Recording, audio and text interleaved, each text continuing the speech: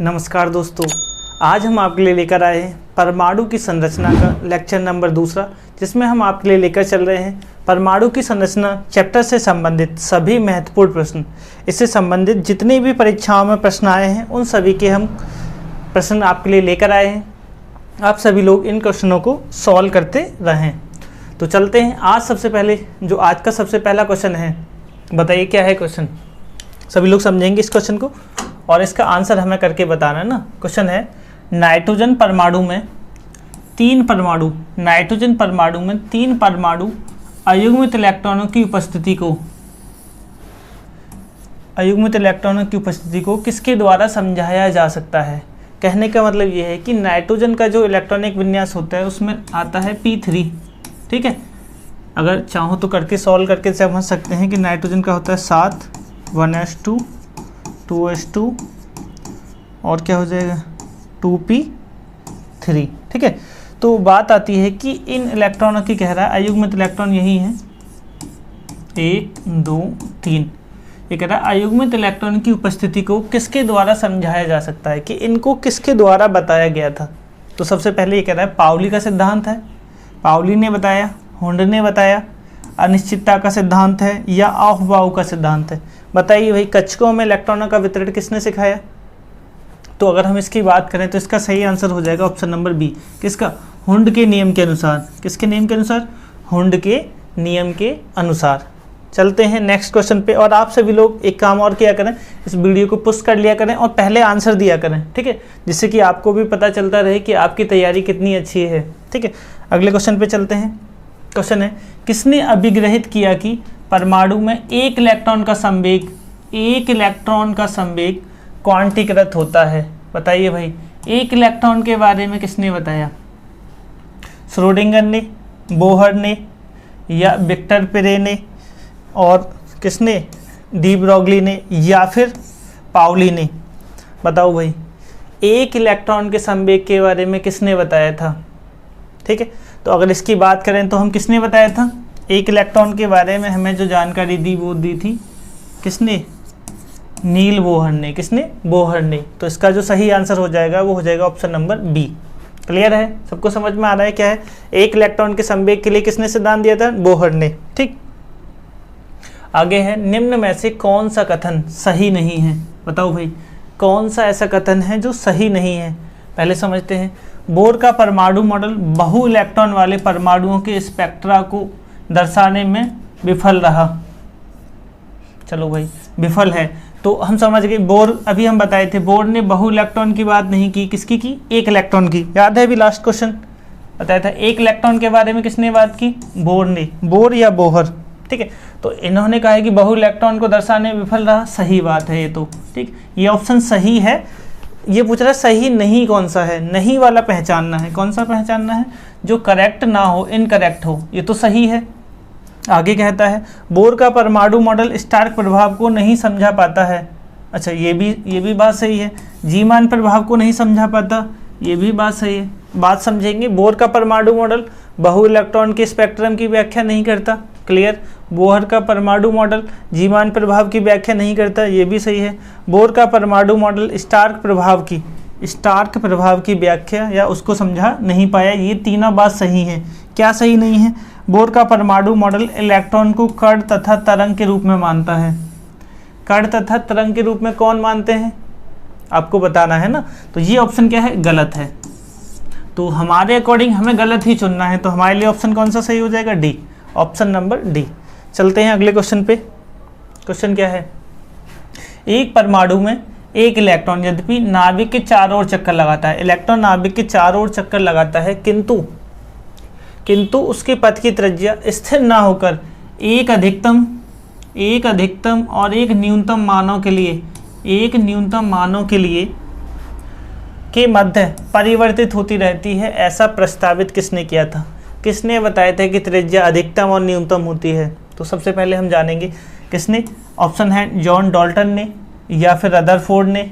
तीसरा ऑप्शन है किसने? बोहर ने या फिर किसने बताया था? जोहानसन ने। तो इसका जो सही आंसर हो जाएगा वो हो जाएगा ऑप्शन नंबर कौन सा? Sommerfeld, option number D. Option number कौन सा हो जाएगा? डी हो जाएगा। सोमरफील्ड ने इसका क्या बताया था कि इलेक्ट्रॉन जो है वो अधिकतम और न्यूनतम मानों के मध्य गति करता रहता है। ठीक है, तो इसका ऑप्शन हो जाएगा हमारा डी। क्लियर है?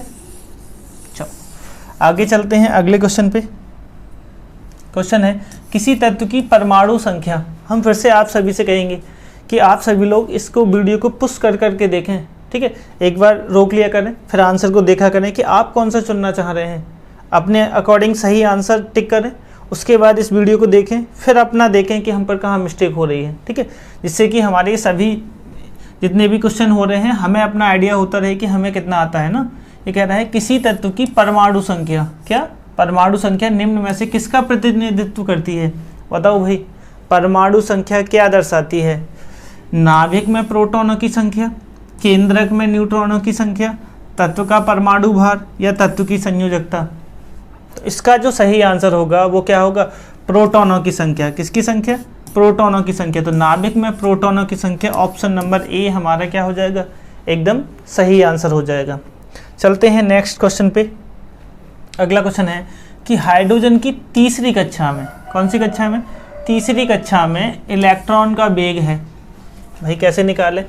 तो फॉर्मूला क्या होता है वेग के लिए? वेग बराबर होता है 0.218 इंटू 10⁷ इंटू Z/n। ठीक, फॉर्मूला ये है। अब बात आती है हाइड्रोजन की बात कर रहा है तो Z की वैल्यू कितनी हो गई? 1। और ये कौन सी कक्षा कह रहा है? तीसरी कक्षा, तो n का मान कितना है? 3। ठीक, रखो। अगर हम इसमें Z की जगह 1 रख दें और n की जगह 3 रख दें, ठीक है, Z की जगह 1 रख दें और n की जगह कितना रख दें? 3 रखो भाई। अगर हम यहाँ 1 रख देंगे तो ये वैल्यू हो जाएगी 0.218 इंटू 10⁷ अपॉन इंटू 1/3। अच्छा 3 का भाग दो, जाएगा नहीं। 0.0 3 सत्ते 21, 0.07। देखो ये भी है 0. नहीं, ये भी नहीं है, 0.007 है, 0.07। अच्छा हमने आगे गुणा भाग नहीं की है, आप कर सकते हो घर बैठ कर ना। तो हमें यहीं से पता चल गया 0.07 वाला आएगा। तो ऑप्शन नंबर कौन सा हो जाएगा? ए सही हो जाएगा। वैसे भी अब कुछ बचा नहीं है, उसमें बस भाग ही देना बाकी है ना। चलो पहचान लिया कहाँ से हुआ। वेग का फॉर्मूला है 0.218 इंटू 10⁷ इंटू Z/n। Z का मान 1 है। परमाणु क्रमांक, Z मतलब परमाणु क्रमांक हाइड्रोजन का 1 होता है। n मतलब तीसरी कक्षा में है तो n का मान 3। हमने वैल्यू रखी तो वैल्यू से हमारा सीधा सा हमने बस भाग देकर देखा कि 0.7 आ रहा है। ठीक है, तो 0.7 हमारे एसी में था, इसलिए हमने डायरेक्ट ऑप्शन से कर दिया। मैं आपसे भी कहूँगा कि जब बहुविकल्पी क्वेश्चन हो तो आप बहुत ज़्यादा गुणा भाग ना करें, सीधा आंसर देखें कहाँ मैच कर रहा है ना। अगर हमें ये सॉल्व करना होता, क्वेश्चन आंसर कर रहे होते नॉर्मल वाले पेपर के लिए तो ठीक है, इसका पूरा गुणा भाग करके हम सॉल्व करते ना। चलो आगे चलते हैं। क्वेश्चन क्या है? ये कह रहा है तत्वों ए बी और सी की, ए बी सी 3 तत्व हैं कि परमाणु संख्या क्रम से 50, 78 और कितनी है? 60 है। इन तत्वों को आवर्त सारणी के आधुनिक दीर्घ रूप में रखा जाता है। भाई बताओ भाई, 50 को कहाँ रखा जाता है? 78 को कहाँ रखा जाता है? और 60 को कहाँ रखा जाता है? अच्छा 50 पता हो तो 54 से पहले आता है। 54 से पहले मतलब ये पी ब्लॉक का तत्व है। अच्छा मैं आप लोगों से कहूँगा, आप लोग अगर टाइम है घर पे तो इलेक्ट्रॉनिक विन्यास कर लेना। ठीक है, कौन से उसका तत्व है? पी ब्लॉक का। अच्छा ये 78 तो 72 के बाद आता है। अच्छा आवर्त सारणी देखी है ना, थोड़ा बहुत आवर्त सारणी का ध्यान रखना। ऐसे हम बस बना रहे हैं, ऐसी होती नहीं है ना। यह एस, ये पी और ये डी और ये एफ। ठीक, तो यहाँ बस इसको एफ को तुम्हें याद रखना, एफ कहाँ से कहाँ तक शुरू होती है। तो एफ जो है वो पहली, ये 60 नंबर जो है ये एफ में चला जाएगा। कहाँ चला जाएगा? एफ में। तो हम पहचान लेंगे कि इसका जो सही आंसर हो जाएगा वो हो जाएगा, ये तो हो गया पी का, ये होगा डी का और ये हो जाएगा एफ का। ऑप्शन नंबर पहला ही सही हो जाएगा। आप सभी लोग चाहें तो इसका एक बार इलेक्ट्रॉनिक विन्यास कर लें, उससे निकल जाएगा। हमने इलेक्ट्रॉनिक विन्यास ही किया है, बस आपकी समझ में थोड़ा कम आ रहा होगा। 54 को हमने देखा है, 54 से पहले पी ये पढ़ रहा है 50, तो 50 जो है पी में ही आ जाएगा। उसके अकॉर्डिंग हमने इसको चुना है कि पहला पी में, और 72 तक 71 तक होता है एफ ब्लॉक। पहली जो श्रेणी होती है 71 तक होती है, तो 71 के बाद आ रहा है तो ये डी में हो जाएगा। ठीक है, और वो हमारा किस में हो जाएगा? 71 से पहले है तो वो किस में हो जाएगा? एफ में। ठीक है, इसको देख लेना कहाँ से कहाँ तक होता है। तो अपने आप एक बार में ही पता चल जाएगा। चलो आगे चलते हैं।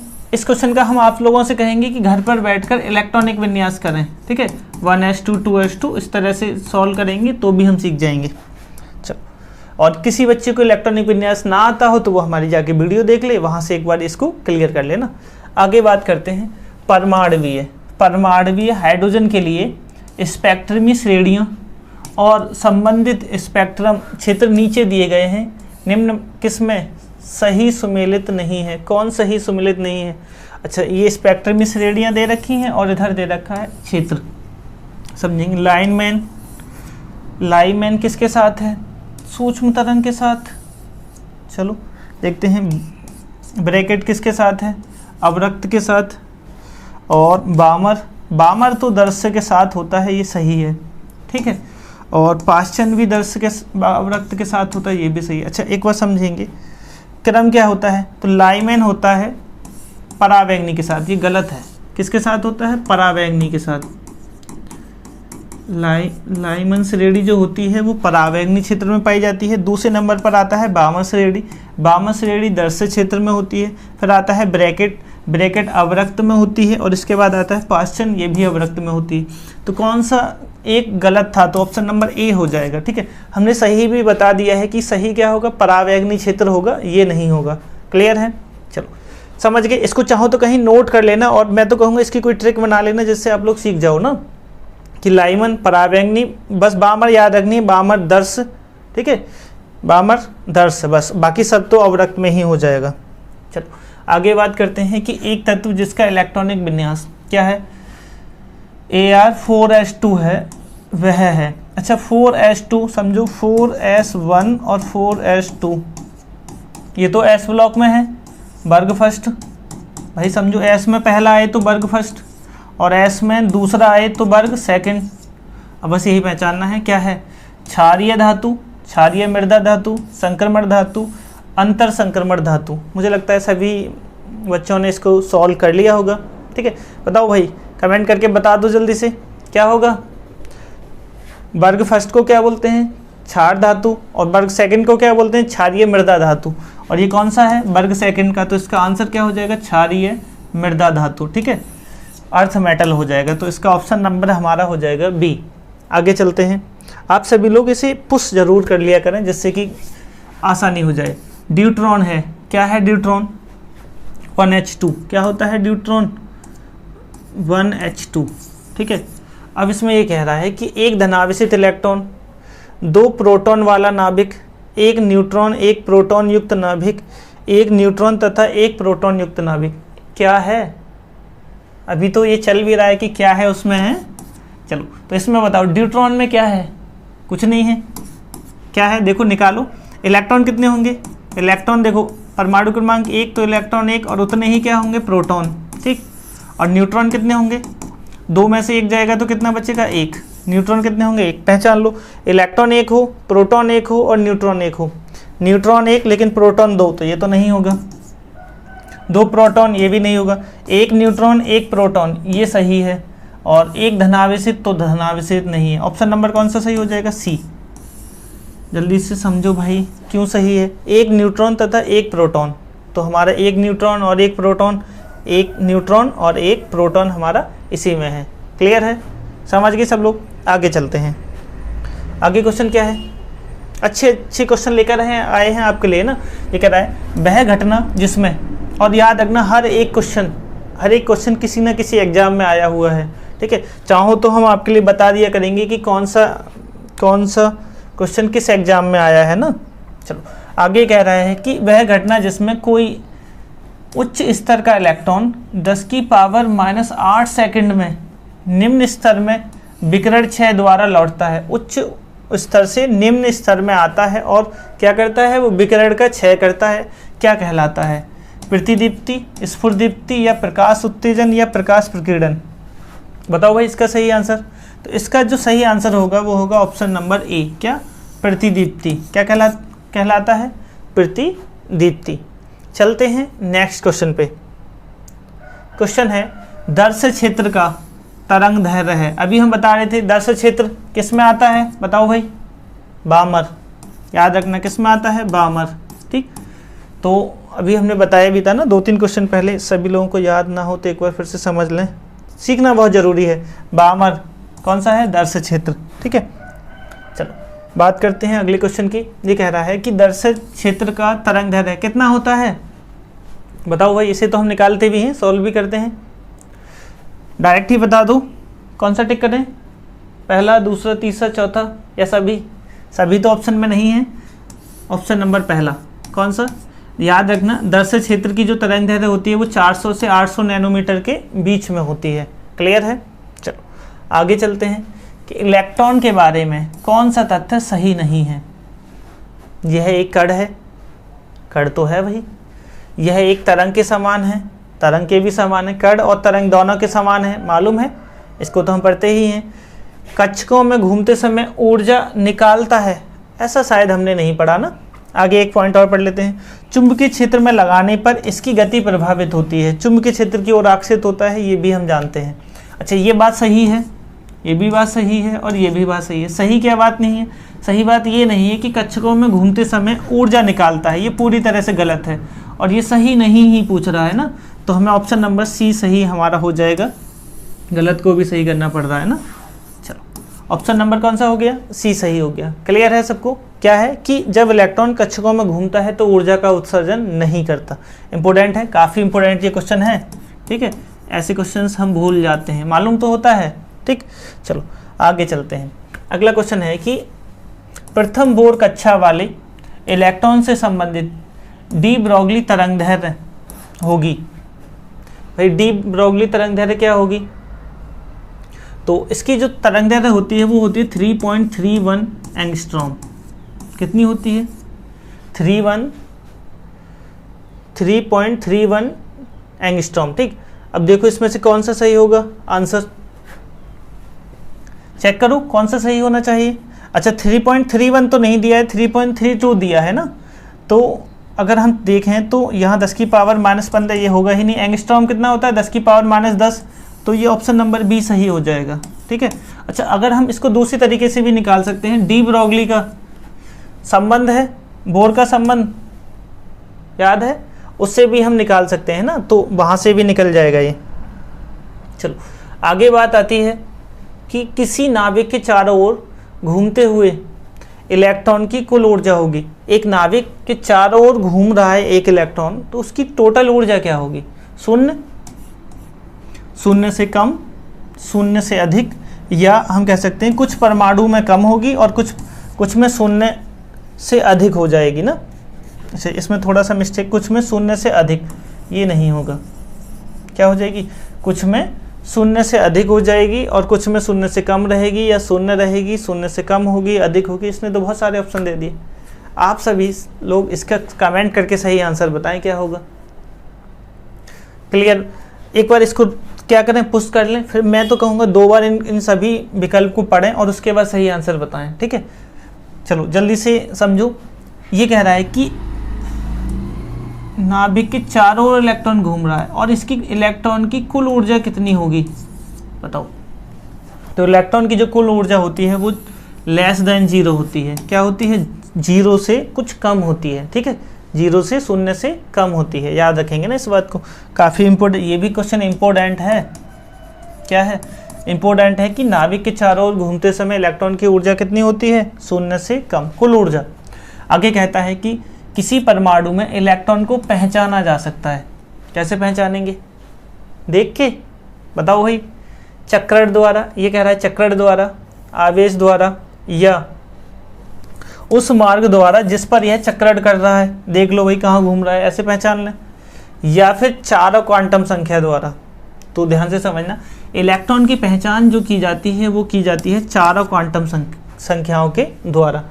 चारों क्वांटम संख्याओं को हम पढ़ते हैं, मालूम है कौन कौन सी हैं? N, L, M, S, ठीक है। इन चारों क्वांटम संख्याओं के द्वारा हम क्या करते हैं? इलेक्ट्रॉन की पहचान करते हैं। तो इसका सही आंसर जो हो जाएगा ऑप्शन नंबर डी हो जाएगा, ठीक।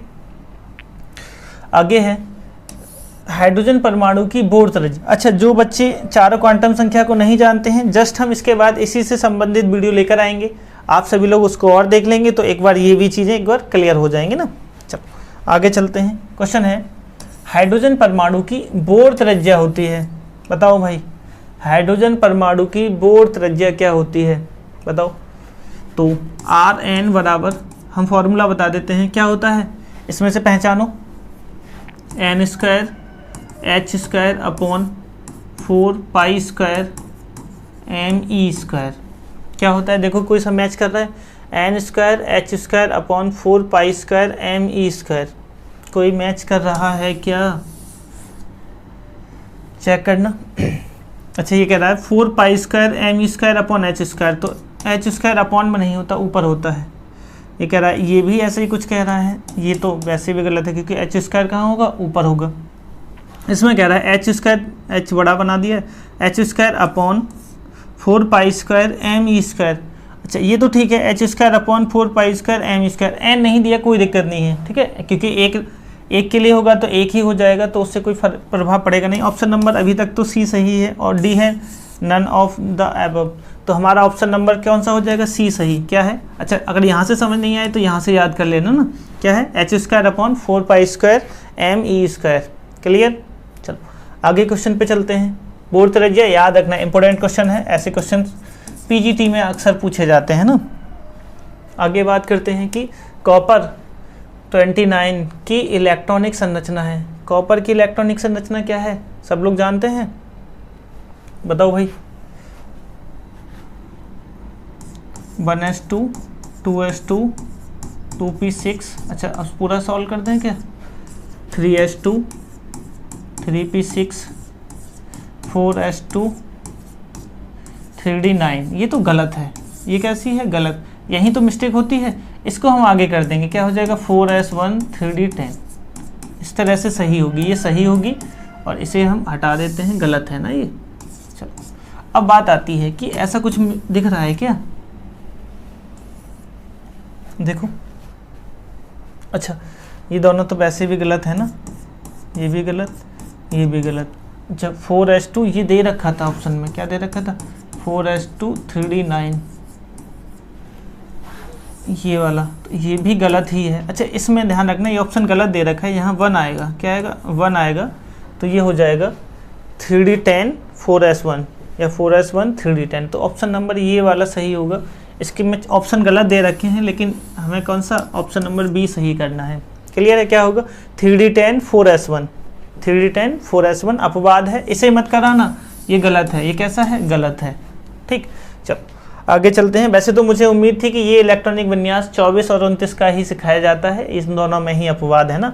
24 को भी समझ लेना, जब 24 को हम करते हैं तो आता है 4s2 3d4, जो कि गलत होता है। अपवाद स्वरूप ये इलेक्ट्रॉन वहाँ चला जाएगा, तो 4s1 3d5 हो जाएगा। ऐसा हो सकता है कि ये क्वेश्चन भी बोर्ड में या कहीं भी आपके किसी भी एग्जाम में पूछ लिया जाए, तो हम इसको याद रखेंगे। बोर्ड में तो नहीं आता, हमारे टीजीटी पीजीटी या केवीएस के जो भी एग्जाम होते हैं उनमें अक्सर पूछा जाता है, नीट में भी ये पूछा हुआ क्वेश्चन है। क्लियर है? ऐसे ही 29 का हमारा था, क्या था, 3d9 नहीं होता, क्या होता है, 3d10। ये गलत है और ये सही है, ये वाला। चलो, ऑप्शन नंबर बी सही हो जाएगा। आगे चलते हैं। आगे क्वेश्चन है, निम्नलिखित इलेक्ट्रॉनिक विन्यास कौन से तत्व को प्रदर्शित करता है? भाई क्या है इलेक्ट्रॉनिक विन्यास, 1s2 2s2 2p2 2px2 2py2 2pz1। बताओ भाई, किसको प्रदर्शित करता है, ऑक्सीजन को, नियोन को, या नाइट्रोजन को, या फ्लोरीन को? अच्छा, अगर इतना ज़्यादा दिमाग नहीं लगाना है तो सिर्फ जोड़ लो। कितना जोड़ लो, 2 और 2 4 6 8 और 1 9। 9 किसका होता है, तो 9 होता है फ्लोरीन का। किसका होता है, फ्लोरीन का। तो कहीं ना कहीं ये किसका हो जाएगा इलेक्ट्रॉनिक विन्यास, फ्लोरीन का। हम ऑप्शन नंबर कौन सा सही करते हैं, डी। ठीक है, चलो आगे आता है कि श्रोडिंगर तरंग समीकरण में किसका, वी का, किसका, वी का अर्थ है। ये क्वेश्चन में वी आएगा, और अगर कुछ और पूछे तो हम और भी बता सकते हैं ना। बताओ भाई, वी का क्या अर्थ है, ये जो वी दे रखा है इसका अर्थ क्या है, बोलो सभी लोग, एक बार मैसेज करके सभी लोग हमें बताएं कि क्या है इसका अर्थ वी का। तो ध्यान से समझेंगे, वी का अर्थ गतिज ऊर्जा है, स्थितिज ऊर्जा है, वोल्ट्स है या वेग है, वेलोसिटी है या वोल्ट्स है। अगर हमसे पूछा जाता तो हम इसमें से टिक कराते। ठीक, और बहुत ज़्यादा अगर ऑप्शन हम ढूंढते तो क्या होता हमारे लिए, वेलोसिटी या गतिज ऊर्जा की तरफ हम चले जाते। तो इसको बहुत इंपॉर्टेंट है, इसको ये काफ़ी इंपॉर्टेंट है, इसीलिए थोड़ा लेट आया है ये क्वेश्चन ना, वरना पहले ही आ जाता। ध्यान से समझेंगे, ये स्थितिज ऊर्जा को प्रदर्शित करता है। किसको प्रदर्शित करता है? स्थितिज ऊर्जा को। ना तो वोल्ट को प्रदर्शित करता है, ना ही वेग को प्रदर्शित करता है, ना ही गतिज ऊर्जा को। ई प्रदर्शित करता है गतिज ऊर्जा को। ई किसको प्रदर्शित करता है? गतिज ऊर्जा को। इंपॉर्टेंट क्वेश्चन है, याद रखेंगे ना। चलो आज के लिए इतना ही। उम्मीद कर रहे हैं कि अब हम जितने भी आपके लिए आज क्वेश्चन कराए हैं ये आपकी समझ में एकदम अच्छे से आ गए होंगे। आप सभी लोग इनकी एक बार प्रैक्टिस और कर लें। ऐसे ही क्वेश्चन आपके सभी एग्जामों में आते हैं, तो आप इनकी प्रैक्टिस करते रहें। आपके लिए जल्द ही हम इसकी एक वीडियो और लेकर आएंगे जिसमें हम आपके लिए सिखाएंगे क्वांटम संख्या से संबंधित सभी प्रकार के प्रश्न। तो मिलते हैं आपसे नेक्स्ट वीडियो में, तब तक के लिए जय हिंद।